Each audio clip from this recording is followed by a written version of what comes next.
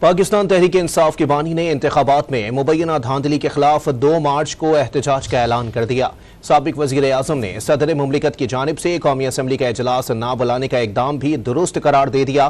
رہنما P T I Asad کیسر نے آگاہ کیا کہ احتجاج سے متعلق دیگر جماعتوں سے بھی رابطے کیے جائیں گے۔ بانی پی ٹی آئی نے اسپیکر قومی اسمبلی کے لیے عامر ڈوگر اور ڈپٹی اسپیکر کے لیے جنید خان کو نامزد کر دیا۔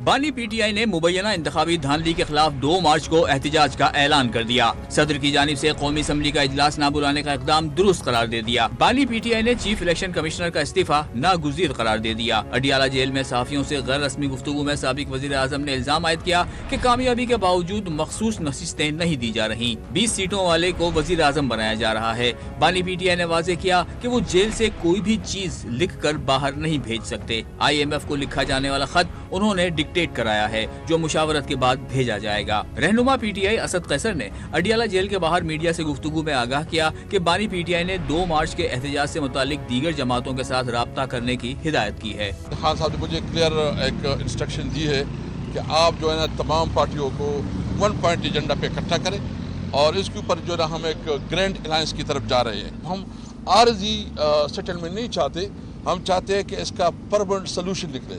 تو پرماننٹ سلوشن کے لیے ہم انشاءاللہ جی ڈی اے اس کے ساتھ بھی رابطے کر رہے ہیں، لبیک کے ساتھ بھی کریں گے اور دیگر پولیٹیکل پارٹیز ہیں۔ بانی پی ٹی آئی نے اسپیکر قومی اسمبلی کے لیے عامر ڈوگر اور ڈپٹی اسپیکر کے لیے جنید خان کو نامزد کر دیا۔ پی ٹی آئی کے نامزد وزیر اعظم عمر ایوب نے اسپیکر اور ڈپٹی اسپیکر کی نامزدگیوں سے متعلق آگاہ کیا۔ راولپنڈی میں میڈیا سے گفتگو میں عمر ایوب نے باور کرایا کہ 2 مارچ کو پورے پاکستان میں دیگر جماعتوں کے ساتھ احتجاج کریں گے۔ انہوں نے الزام عائد کیا کہ الیکشن میں دھاندلی نہیں، دھاندلا ہوا ہے۔